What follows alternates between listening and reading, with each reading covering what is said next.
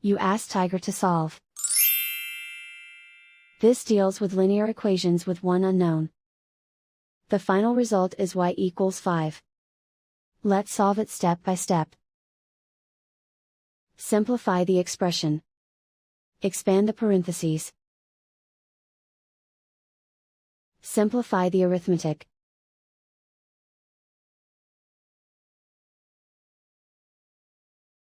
Group all constants on the right side of the equation. Add 9 to both sides. Simplify the arithmetic.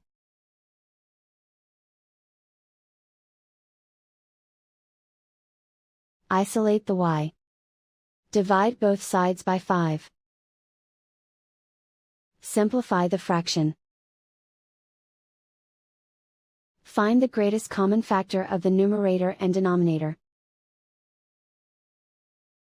Factor out and cancel the greatest common factor. And so the final result is y equals 5.